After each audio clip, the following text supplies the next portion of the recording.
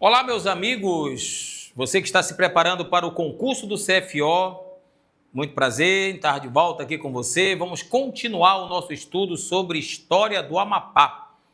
E a gente está discutindo já o tema número 2, dentro do tema sobre a colonização da região do Amapá. Nós estamos no século XVIII, já falamos para vocês sobre todo o século XVI, o século XVII, e estamos agora discutindo a colonização na região do Amapá durante o século XVIII. E para lembrar você, durante o século XVIII nós vamos ter um destaque muito especial, que é o governo do Marquês de Pombal. E estamos entendendo a relação entre o governo do Marquês de Pombal e o processo de colonização dentro da região da Amazônia Portuguesa. E dentro desse aspecto nós vamos analisar o processo de colonização e exploração na chamada Amazônia Setentrional. Dentro da Amazônia Setentrional, neste território, nós vamos entender a região do atual Amapá. E dentro disso, a partir do 18, vamos entender depois o 19 e vamos chegar ao século 20, nós vamos entender o processo de construção daquilo que hoje nós chamamos de Estado do Amapá, certo? Nesse aspecto, a gente tem que entender o processo de ocupação desse território, chamado de Amazônia Portuguesa agora, a partir de 1750, com o Tratado de Madrid, o processo de implementação de uma política vinda pelo Estado português através do Marquês de Pombal, primeiro-ministro do rei Dom José I, que traz para cá a tríade de defesa, e dentro da defesa o processo de exploração e o processo de povoamento e o desenvolvimento no povoamento, o desenvolvimento de uma política neomercantilista portuguesa para essa região, mudando um pouco aquele mercantilismo que os portugueses estabeleceram no litoral a partir da plantation de cana-de-açúcar. A gente chega no século XVIII, os portugueses estão enfraquecidos economicamente por uma série de fatores e dentro disso o Marquês de Pombal vai fazer uma série de reformas. E entre essas reformas, o processo de mudança do eixo econômico do litoral para a chamada Amazônia Portuguesa agora. E na aula de hoje a gente vai entender esse processo a partir do chamado Diretório dos Índios, que a gente parou na última aula. Então, entender o Diretório dos Índios, qual o seu objetivo e que maneira ele foi implementado. Então, aí você entende que a partir de 1755... nós vamos ter a chamada Lei das Liberdades. Essa Lei das Liberdades ela é composta por 3 alvarás. O alvará que vai ser anunciado no dia 4 de abril de 1755, este alvará de 4 de abril ele permitiu o casamento entre brancos e índias. Inclusive, na aula anterior eu disse que vai haver todo um processo de incentivo para que os portugueses estabelecidos aqui como colonos possam casar-se com as indígenas, e desse casamento vai surgir o caboclo da Amazônia, vai surgir o ribeirinho da Amazônia, que vai herdar as tradições, a cultura, o conhecimento tradicional dos povos indígenas e vai também adquirir os ritos católicos, a organização de família católica, a organização de residência católica. Então você tem todo um processo de objetivos específicos do Estado português, principalmente a partir do afastamento do poder dos padres missionários que estava estabelecido pelas missões religiosas, e agora o Estado toma as rédeas de todo o processo de colonização dessa região. Após isso, eu tenho no dia 6 de junho de 1755 a restituição aos indígenas do seu direito de liberdade de suas pessoas, bens e comércio. Então é o que diz aqui, onde se tem o fim da escravidão indígena na Amazônia e a retirada do poder temporal dos missionários sobre os aldeamentos. Então, esse segundo alvará, do dia 6 de junho de 1755, permite aos indígenas a liberdade de suas pessoas, ou seja, então não pode mais ser escravizado, e também restitui a eles seus bens, não é? E restitui a eles o direito de comercializar, substituindo os padres jesuítas no comércio. No dia 7 de junho de 1755, o diretório nega a jurisdição temporal dos missionários e vai secularizar as aldeias agora. Há um protesto dos jesuítas em 1759. Depois desse processo, eles são expulsos desse território e, na verdade, de toda a colônia. E aí se estabelece, então, em 1757, como está aqui no nosso material, 1757, a publicação do chamado Diretório dos Índios. Então, o que era o Diretório dos Índios? E aí você tem que entender que esse conteúdo ele é muito presente nas provas de concurso. Então, o Diretório dos Índios ele é um conjunto de 95 parágrafos que regulamentava a nova administração das aldeias indígenas, transformadas agora em vilas e lugares portugueses. Então, nesse aspecto, você vai ter o processo de transformação das aldeias, das aldeias não, perdão, a transformação dos aldeamentos, das missões religiosas. Vai haver o processo que eu chamo de aportuguesamento. Então, é pegar as missões e transformá-las em vilas, no processo de secularização das áreas que os padres missionários dominavam a partir do regimento das missões de 1686. O diretório ele chega e estabelece um fim em tudo isso. Então nós vamos ter alguns aldeamentos, e aí eu trouxe aqui alguns exemplos, como São Miguel do Guamá, né, que são os primeiros colonos que são trazidos para cá, para essa região, a partir de 1752 até 1754. Então eu tenho Ourém, Bragança e depois Macapá. Então essas antigas missões, elas são convertidas em vilas. Destaque também para regiões como as missões que ficavam sobre todo o litoral do Rio, em todo o Vale Amazônico. Então, eu tenho o processo de transformação desses espaços em vilas com nomes portugueses, tá certo? São 95 parágrafos que vão regulamentar essa nova administração. Dentro desse aspecto, né, o que é que o diretório estabelecia? Ele estabelecia que os indígenas agora passariam a ter liberdade para comercializar. Ele estabelecia a transformação dos antigos aldeamentos em vilas com nomes portugueses. Ele vai impor aos povos indígenas que habitavam esses territórios a obrigatoriedade de se falar a língua portuguesa, o incentivo ao casamento entre brancos e índias, o processo de que o indígena agora passa a ser transformado numa espécie de servo do Estado, e aí ele vai trabalhar em prol da coroa, não mais em prol dos padres missionários.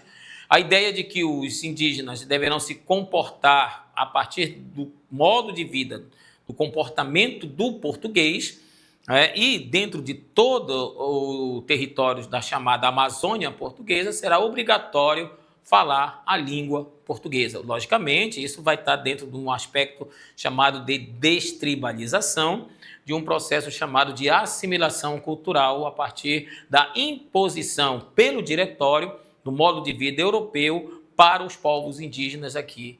Qual é o objetivo disso? Bom, um dos primeiros objetivos é retirar o poder temporal dos padres missionários que existiam dentro das missões. O segundo objetivo é que o Estado português não tinha pessoas suficientes para virem para cá e estabelecer o processo de ocupação e exploração desse novo território delimitado a partir do Tratado de Madrid de 1750. O terceiro objetivo é fazer com que o indígena, uma vez convertido em uma espécie de servo do Estado português, pudesse ser o representante dos portugueses nas áreas de fronteiras. Então eu teria aí o estabelecimento do domínio português e, a partir do diretório, a consolidação do domínio português na Amazônia portuguesa, definida pelo Tratado de Madrid, tá certo? Então, nesse aspecto, eu tenho, de 1758 a 1760, a implementação progressiva em toda a Amazônia, com a nomeação de diretores para cada povoação e o início da política de assimilação cultural forçada. Essa assimilação cultural forçada, ela será justamente um dos principais objetivos do diretório, é fazer com que os povos indígenas que habitavam a Amazônia portuguesa pudessem ser convertidos em portugueses. Assim, passariam a estabelecer não só a política de colonização, como também o desenvolvimento da política econômica do Marquês de Pombal neste território, e também seriam uma espécie de defensores das fronteiras contra as possibilidades de invasões. A gente tem a ameaça da invasão holandesa, ainda temos a ameaça das invasões inglesas e, principalmente, a ameaça da invasão francesa. Vejam que os franceses, após serem expulsos do Maranhão, eles vão se estabelecer lá, um pouco mais na área setentrional, aquilo que nós vamos chamar de Guiana Francesa. E, a partir dali, eles vão fazer incursões dentro do território setentrional, alcançando até mais ou menos o rio Araguari. A ideia era alcançar o atual rio Jari, então, em seguida, anexar esse território à colônia francesa que está se estabelecendo na Guiana. Bem, era necessário, então, defender esse território. Por quê? Porque esse território passaria a ser o ponto-chave da política mercantilista portuguesa, o ponto-chave do processo de restauração. É mais correto falar de reformas que o Marquês de Pombal estabelece quando assume como primeiro-ministro o Estado português, dentro, aí você lembra, não é? Eu já falei disso, dentro daquilo que nós chamamos de despotismo esclarecido. Beleza? E aí nós temos a nomeação de diretores, cada vila vai ter um diretor, daí Diretório dos Índios. Esses diretores eles vão ter o controle da mão de obra desses indígenas nessas vilas. Eles terão também, a partir do apoio das câmaras municipais, o apoio político que se estabelece dentro das vilas, e isso em nome da coroa portuguesa. Esses diretores vão se dirigir diretamente ao governador-geral, e o governador-geral vai se dirigir ao Marquês de Pombal. Para ter um controle mais eficaz no território, o Marquês de Pombal vai nomear, inclusive, o seu irmão, Francisco Xavier de Mendonça Furtado, como governador-geral da capitania do Grão-Pará e Maranhão. Nesta capitania do Grão-Pará e Maranhão, dentro desse aspecto econômico, ele vai criar a Companhia de Comércio do Grão-Pará e Maranhão, que vem substituir a antiga Companhia de Comércio do Maranhão, que existia lá um pouquinho mais adiante. Ocorreu, inclusive, um conflito com essa capitania entre os maranhenses e essa capitania na Revolta de Beckman, ok? E aí eu tenho o restabelecimento da Companhia de Comércio, mas agora sendo chamada de Companhia de Comércio do Grão-Pará e Maranhão. E nesta capitania do Grão-Pará e Maranhão, Pombal estabelece como governador-geral o seu próprio irmão, Mendonça Furtado. Naquele tempo, a gente está falando do século XVIII, não era crime colocar parente em cargos. O nome disso é nepotismo. Atualmente é crime na República. Tá? Ninguém pode nomear parente para cargos próximos.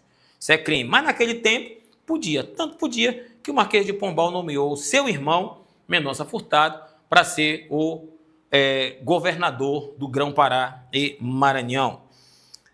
O quarto item, quando nós chegamos em 1798, nós temos a extinção oficial do diretório, depois de 40 anos de vigência, mas muitas de suas práticas permanecem informalmente. Tá? Então, nós temos esse processo de objetivos e implementação do Diretório dos Índios. Então, eu digo assim, o texto. O Diretório foi a política mais ambiciosa de integração dos povos indígenas ao projeto colonial português, combinando a assimilação cultural com exploração econômica da mão de obra nativa. Você que recebeu esse material, grifa isso aqui é importante para a compreensão de uma possibilidade de questão no teu concurso público, tá certo? Então, a ideia do Diretório é uma política de integração dos povos indígenas. Então, é uma política de tentar trazer os povos indígenas para atender aos interesses do Estado português, e também é uma ideia de combinar a assimilação cultural, ou seja, a imposição da cultura portuguesa sobre os povos indígenas, que de uma certa maneira, parte deles já estavam um tanto quanto assimilados pela questão da cristianização dentro das missões religiosas. Muitos já se comportavam como portugueses.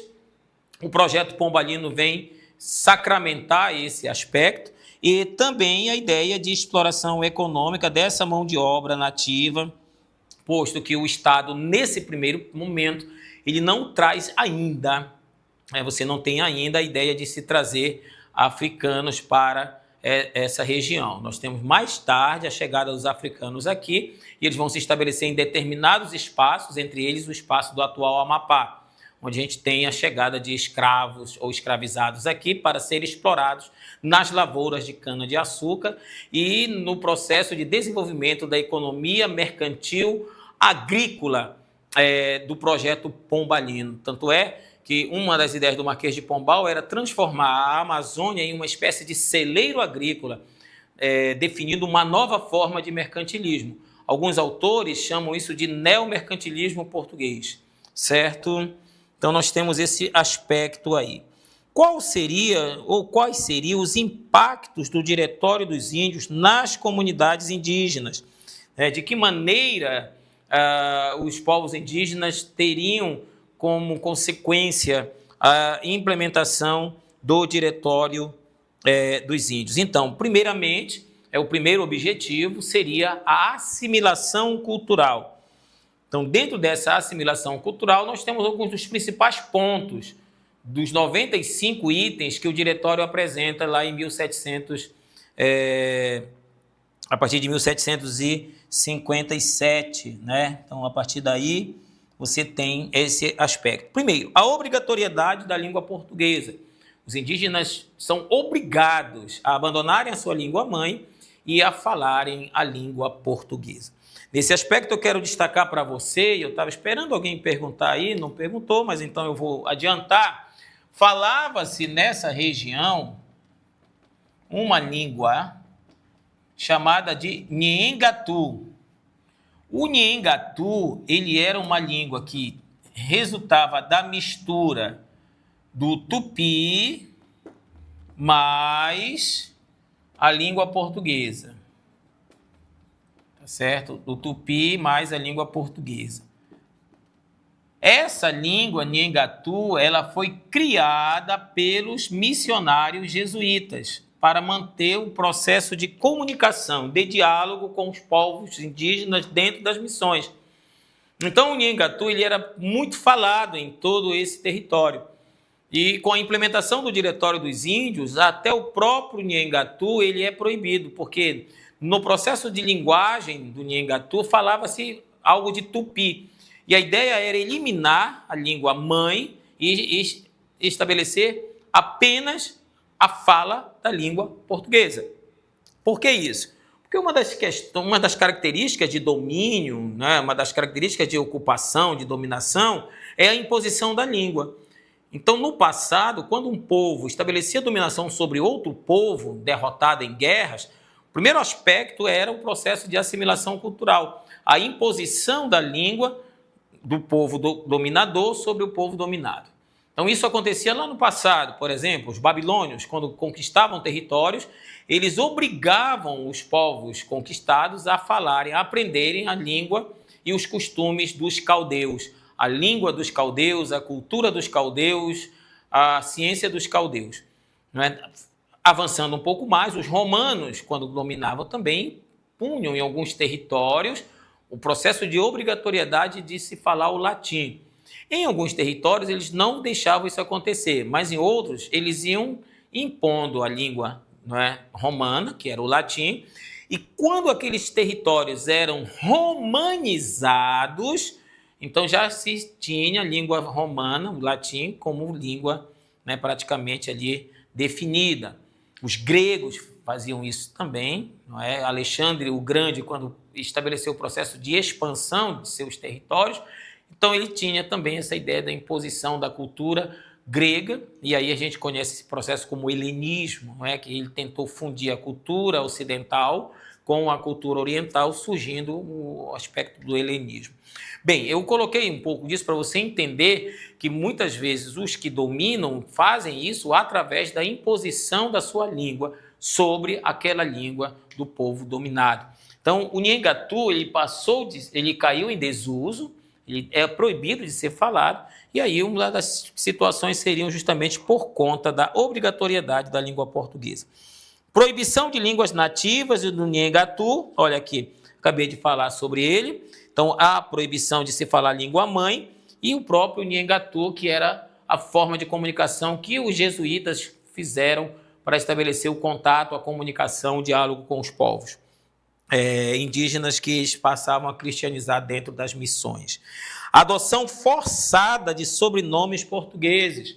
Aqui também é uma outra medida adotada, está dentro do diretório isso, colocar sobre o indígena um sobrenome português. E isso também é forma de estabelecer a dominação, a consolidação do domínio português na região. A imposição de vestimentas europeias, a proibição dos índios andarem nus e terem de serem obrigados a se vestirem muito parecido com os europeus. O outro aspecto seria a reorganização do trabalho. Um outro impacto do Diretório dos Índios sobre as populações indígenas seria o sistema de trabalho compulsório. E aí, na aula anterior, eu disse trabalho compulsório é o trabalho forçado. Aí alguém até perguntou, mas não é o mesmo que trabalho escravizado? Não, aqui é o trabalho forçado, o trabalho compulsório é o trabalho forçado, é o trabalho em que ele é obrigado a fazer o trabalho como parte de tarefa da sua formação de cultura, e trabalhar é uma das filosofias do povo europeu, a ideia de se trabalhar para adquirir bens materiais. Então, forma filosófica de forçar. A outra situação seria o forçar a questão da tarefa ser realizada como forma de benefício divino também.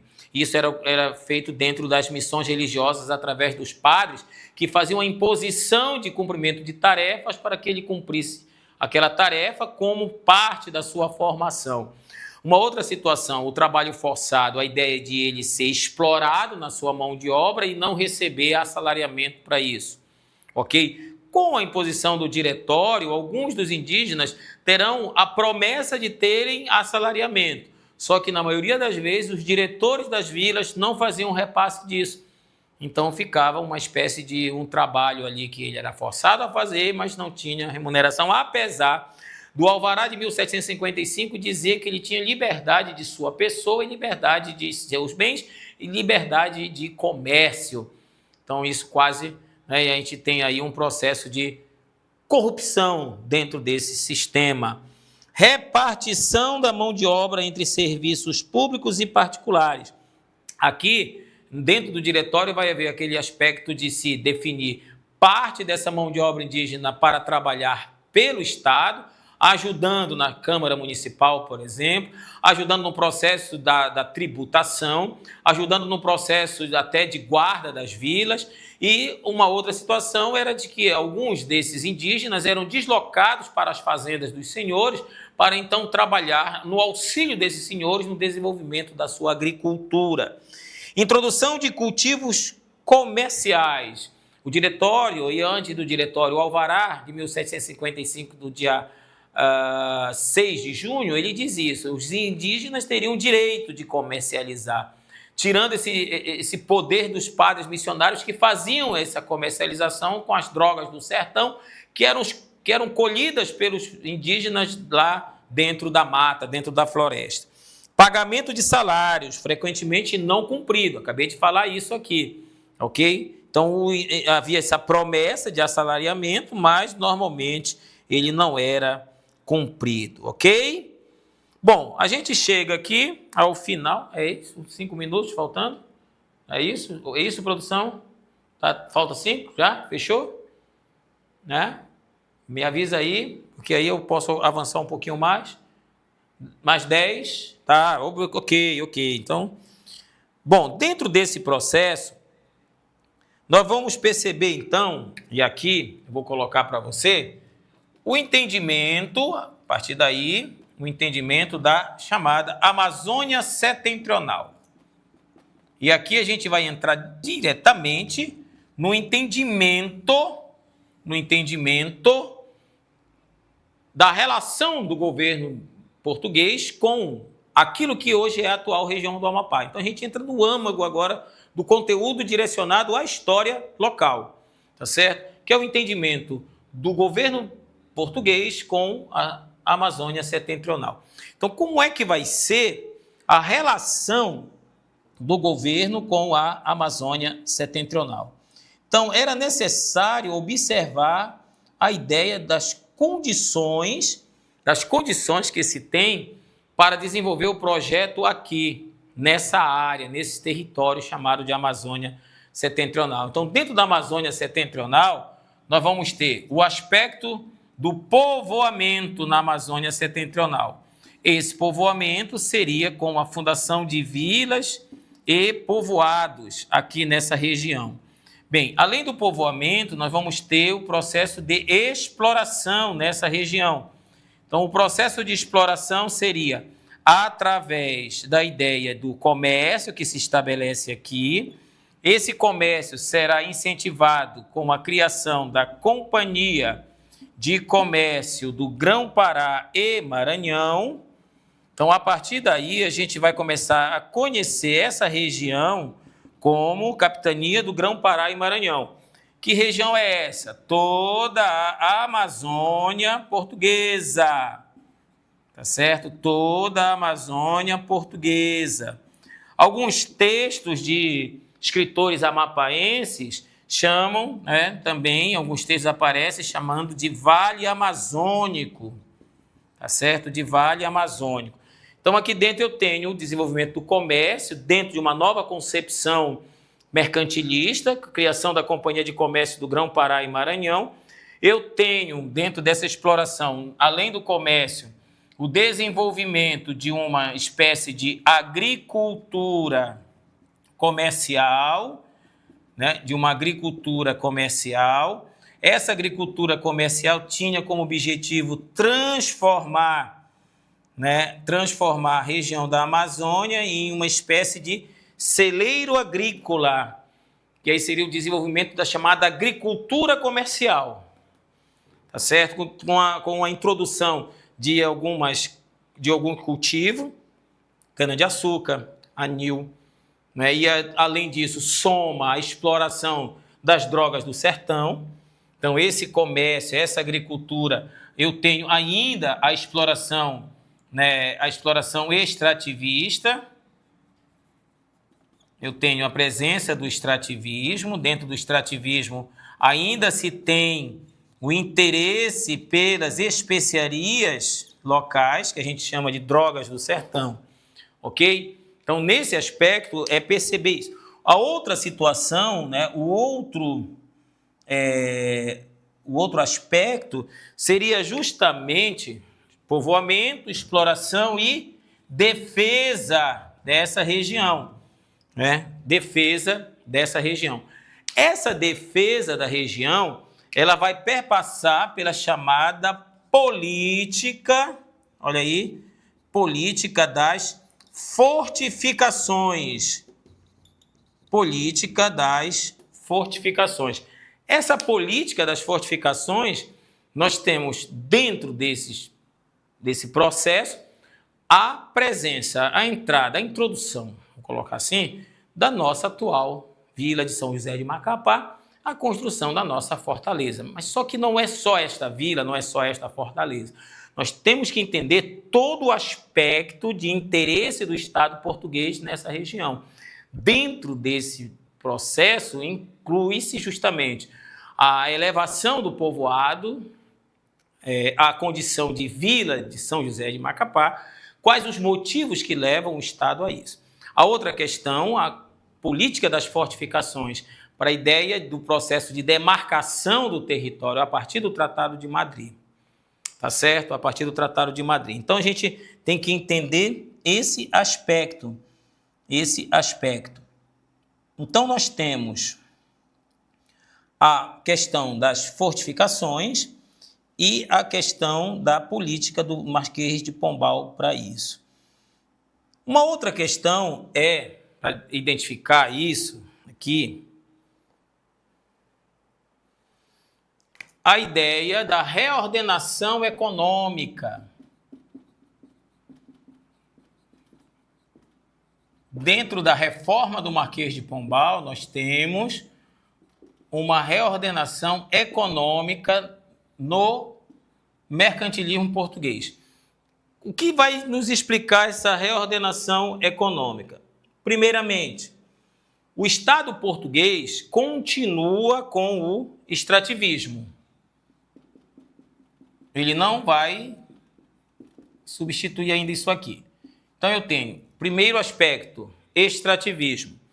O segundo aspecto que eu destaco é a questão da introdução nessa área da agricultura. Eu já tenho isso no litoral, só que a agricultura do litoral está em decadência. Eu tenho também a introdução da pecuária. A pecuária nessa área aqui, certo? A questão da pecuária. E, por fim, eu tenho um outro tipo de extrativismo que a gente chama de extrativismo, o extrativismo animal. Então, a reordenação econômica para essa região chamada de Amazônia Portuguesa vai passar por esses 4 itens aí. Não esquece disso, ok? Uma outra questão que a gente precisa perceber é que a fundação das vilas de Macapá e depois a de Mazagão são parte do projeto de colonização do governo pombalino. Não é algo fora de contexto, tá certo? A fundação da vila de Macapá e, mais tarde, a fundação da vila de Nova Mazagão, esse é o nome correto, Nova Mazagão, ela está dentro do projeto do Marquês de Pombal para a Amazônia Portuguesa. Uma outra questão que eu quero destacar para você é que, a partir do processo de desenvolvimento nessa organização produtiva, ela passa a ser uma produção produtiva. E aí uma palavra-chave para concurso, essa reordenação aqui, ela vai se estabelecer em uma diversidade econômica. Eu deixo da monocultura de uma certa maneira, não é verdade? Então ela vai se estabelecer dentro de uma chamada diversidade econômica. A outra questão é que, a partir da segunda metade do século XVIII, parte da Amazônia vai articular essa organização produtiva diversificada. E a política do Marquês de Pombal, ela vai se formatar a partir do próprio diretório, tá certo? A partir do próprio diretório, a política do Marquês de Pombal, ela vai se estabelecer dentro de uma tríade. E aí eu não quero que você esqueça isso. Então, eu vou anotar bem aqui, a política para a Amazônia Portuguesa, a política de Pombal, ela se fundamenta em uma tríade. Qual é esta tríade? Então, a primeira palavra desta tríade é mão de obra importada. O que é essa mão de obra importada? Mão de obra importada.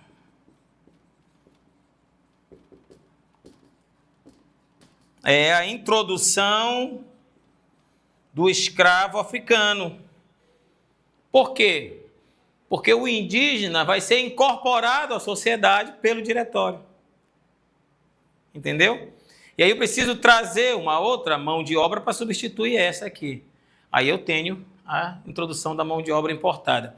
Segunda palavra desta tríade é de que, dentro do aspecto de desenvolvimento dessa economia diversificada, eu tenho o desenvolvimento de uma agricultura não em forma de monocultura, mas uma agricultura que eu possa comercializar com outros estados. Então, ele chama de agricultura comercial. E o que vai sustentar tudo isso será a Companhia de Comércio do Grão-Pará e Maranhão. Então, eu tenho aqui como base de sustentação a Companhia de Comércio. A Companhia de Comércio do Grão-Pará e Maranhão. Esta é a tríade da política pombalina para a Amazônia. Ok? Dentro dessa visão, então, no próximo encontro, nós vamos falar sobre a fundação da vila de Macapá e depois da fundação da vila de Nova Mazagão. Eu tenho a elevação da vila de São José de Macapá, a fundação da vila de Nova Mazagão, e a gente vai entender as motivações geopolíticas disso, o desenvolvimento, a organização social da vila de Macapá e a política de fortificações na Amazônia, que aí a gente vai entender agora a introdução dessa área do atual Amapá dentro da política do Marquês de Pombal no século XVIII, na Amazônia brasileira, na Amazônia portuguesa. Beleza? Então eu te vejo na próxima aula, não esqueça de estudar, estamos aqui no desafio, acesse o nosso site, vá na nossa aula, curta, comente, compartilhe a nossa aula, convide outros a participar, assistir às nossas aulas e na próxima aula nós continuaremos a falar sobre História do Amapá, te preparando para o concurso de maneira segura, de maneira firme. Você está aí, nós estamos com o nosso desafio, que é fazer de você um concursado no estado do Amapá. Esse é o nosso desafio. Juntos chegaremos lá. Até a próxima aula.